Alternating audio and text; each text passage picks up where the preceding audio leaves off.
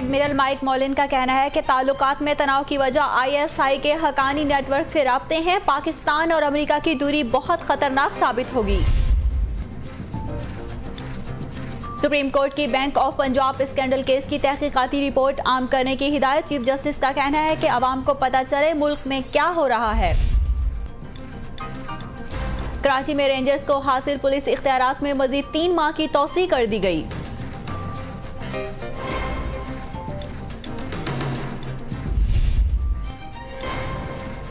वजीर आजम सियासी जमातों को शामिल करने के फैसले पर आज काबीना को एतमाद में लेंगे।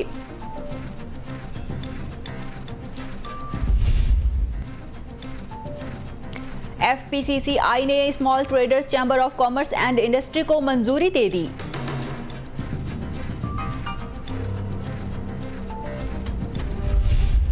अब हम तीनों बहन भाई ने डिसाइड किया कि हम लोग अपनी किडनी सेल कर दें और अपने पापा को छुड़वा के लेके आ जाएं। सोमालिया में यरगमाल पाकिस्तानियों के अफराद खाना ने तावान की रकम इकट्ठी करने के लिए अपने गुर्दे फरोख्त करने का ऐलान कर दिया।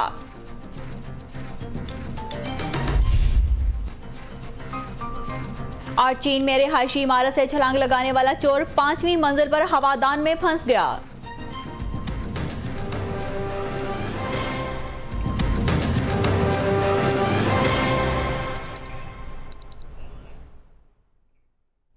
अमरीकी फौज के chairman joint chief of army staff admiral Mike Mullen का कहना है कि अमेरिका और पाकिस्तान दोनों ही सिक्योरिटी रवाबत को तोड़ने के मुतहम्मिल नहीं हो सकते। वो आज इस्लामाबाद पहुंच रहे हैं।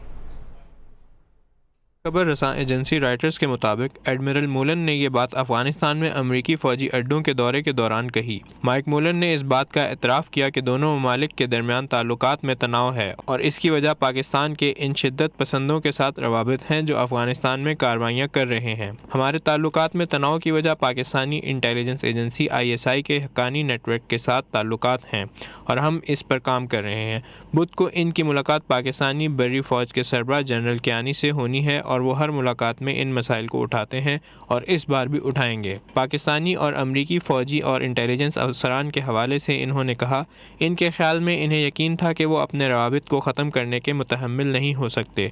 ये बहुत ख़तरनाक है दोनों ममालिक के लिए और ख़ित्ते के लिए। माइक मोलन ने एतराफ़ किया कि अमेरिका और पाकिस्तान के दरमियान ताल्लुकात काफ़ी दुश्वार हैं, लेकिन इनका कहना था हम ताल्लुकात ख़राब होने के शदीद ख़तरे के करीब से वापस आए हैं। पाकिस्तान की जानिब से अमेरिकी फ़ौजी ट्रेनर्स में कमी करने के हवाले से एडमिरल मोलन ने कहा कि मुस्तकबिल में भी फ़ौजी तरबियती प्रोग्राम जारी रहेंगे। FPCCI ने small traders chamber of commerce and industry की मंजूरी दे दी है। Federation of Pakistan chambers of commerce and industry के सदर सेनेटर हाजी गुलाम अली ने CNBC पाकिस्तान के प्रोग्राम पहला सौदा में गुफ्तगू करते हुए बताया कि स्मॉल ट्रेडर्स का चैम्बर ऑफ कॉमर्स का क़याम आइंदा 2 माह में अमल में लाया जाएगा। इसके अलावा 4 सूबों में ज़िले की सतह पर स्मॉल चैम्बर्स कायम किए जाएंगे। वज़ीर आज़म सैयद यूसुफ रज़ा गिलानी सियासी जमातों को शामिल करने के फैसले पर आज काबीना को एतमाद में ले रहे हैं। इस्लामाबाद में वज़ीर आज़म सैयद यूसुफ रज़ा गिलानी की ज़ेर सदारत वफाकी काबीना का इजलास जारी है, जिसमें भुट्टो रेफरेंस में उठाए गए सवालात का जायज़ा लिया जाएगा।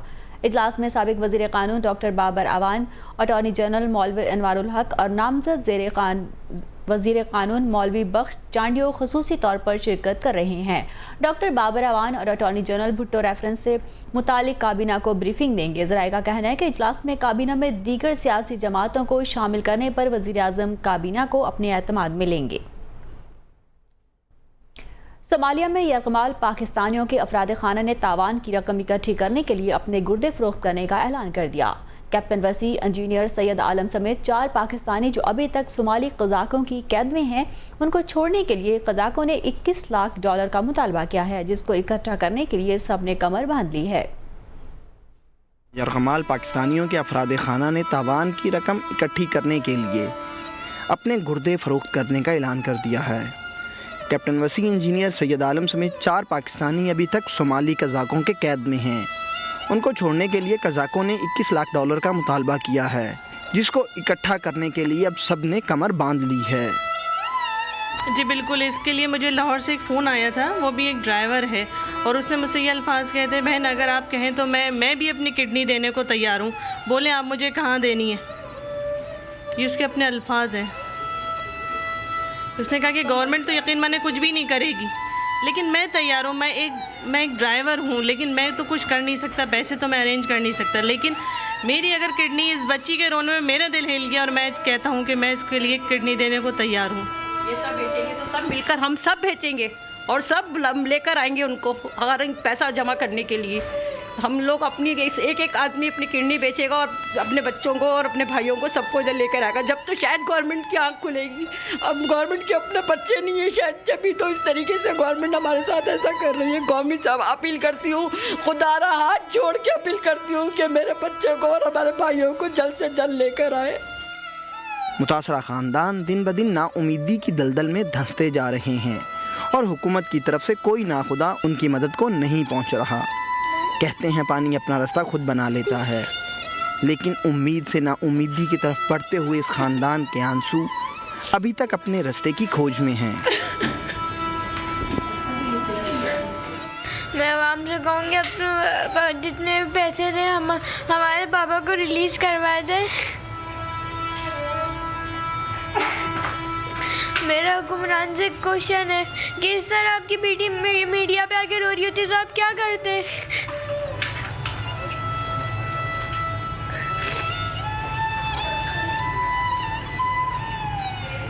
आप खुद भी हिस्सा लोगी अपने अब्बू के लिए पैसे इकट्ठे करने के लिए? क्या सोच रही हो, कैसे काम करोगी? अब हम तीनों बहन भाई ने डिसाइड किया कि हम लोग अपनी किडनी सेल कर दें और अपने पापा को छुड़वा के लेके आ जाएं।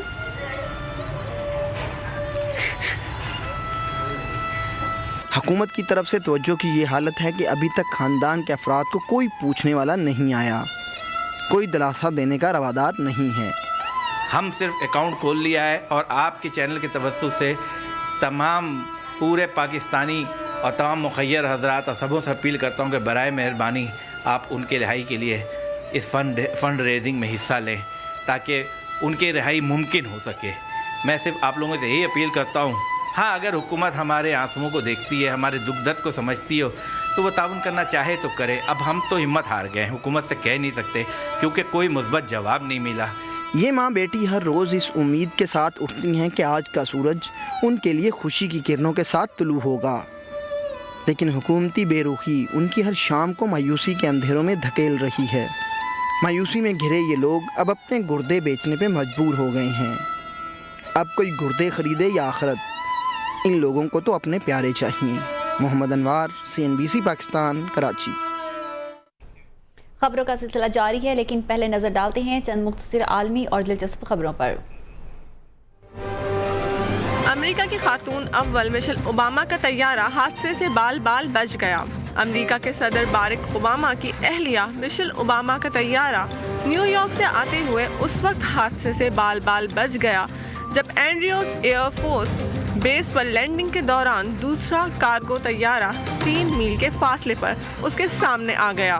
ताहम तैयारे को दोबारा लैंडिंग कराई गई। तैयारे में अमेरिका के नायब सदर जो बाइडेन की अहलिया जिल बाइडेन भी सवार थीं। फेडरल एविएशन के तर्जुमान का कहना है कि वाक़े की तहकीकात की जा रही हैं। न्यूयॉर्क के अजायब घर में अमेरिकी बहरी बेड़े USS इंट्रेपिड कल लीगो से बनाया गया मॉडल नुमाइश के लिए पेश कर दिया गया है। बरतानिया के लीगो आर्टिस्ट एड डेमेंट ने 1974 में अमेरिकी बहरिया से अलहदा होने वाले बेड़े USS इंट्रेपिड का मॉडल बनाया है, जो मुकम्मल तौर पर लीगो से तैयार किया गया है। इस मॉडल की तैयारी में लीगो के 2.5 लाख पीसेस इस्तेमाल किए गए हैं। इसका वजन 550 पाउंड है और लंबाई 22 फुट है। भारत में कीमे से तैयार किया गया केक काटकर चीते की सालगिरह मनाई गई।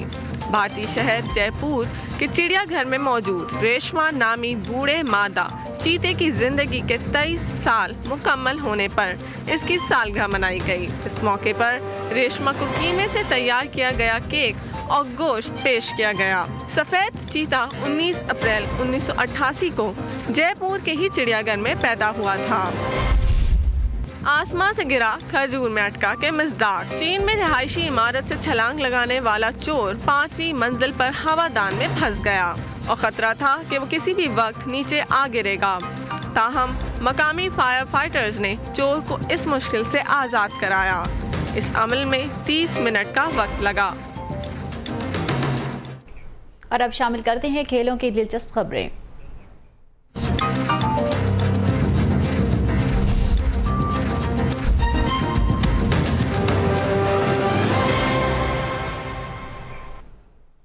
पाकिस्तान क्रिकेट टीम वेस्टइंडीज़ के खिलाफ वाहिद T20 मैच के लिए आज प्रैक्टिस सेशन में हिस्सा लेगी। पाकिस्तान क्रिकेट टीम द्वारा वेस्टइंडीज़ का वाहिद T20 मैच 21 अप्रैल को सेंट लुसिया में खेलेगी। टीम मैनेजर इंतखाब आलम ने बताया कि तमाम खिलाड़ी फिट हैं। कप्तान शाहिद खान आफरीदी और नायब कप्तान मिसबाहुल हक को प्रैक्टिस मैच में आराम दिया गया था।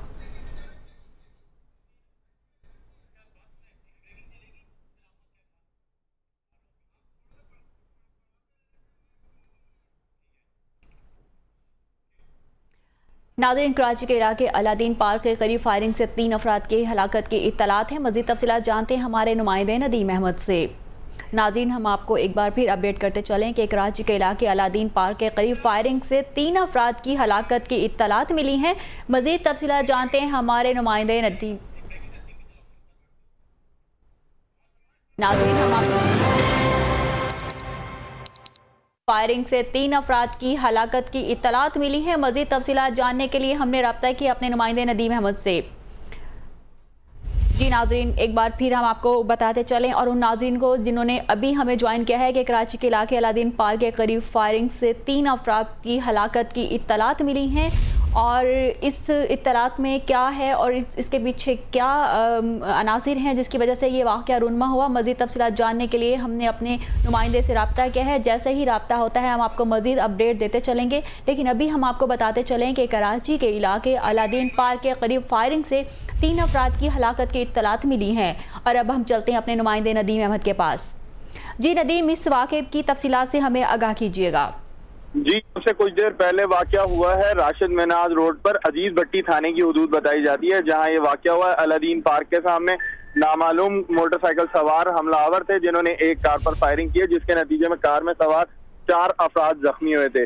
ताहम इन 4 अफराद में से 3 जो है वो दौरान अस्पताल जब उन्हें ले जाया जा रहा था, रास्ते के दौरान ही जो है वो जख्मों की ताब ना लाते हुए जाँ बहक हो चुके हैं। जी नदीम, ये बताइएगा कि ये कार जो थी इसमें कोई किस कलर की थी और कार में सवार जो अफराद थे क्या वही मौके पर ही जाँ बहक हो गए या कि हॉस्पिटल ले जाने की उनको नौबत पेश आई? जी, मैंने जिस तरह आपको बताया कि इन अफराद को अस्पताल की जानिब ले जाया गया था। इसी दौरान जिन्हें अस्पताल पहुंचने से कबल ही 3 अफराद जो है वो अस्पताल पहुंचने से पहले ही जाँ बहक हो चुके हैं, जबकि बाकी जो जख्मी है एक जख्मी की हालत जो है वो तशवीशनाक बताई जाती है। ताहम इन 4 अफराद को जिन्हें अस्पताल मुंतकिल किया गया है। जी नाज़रीन, बहुत बहुत शुक्रिया नदीम अहमद हमें तफसीलात से आगाह करेगा। और नाज़रीन, ये थी CNBC ब्रेकिंग।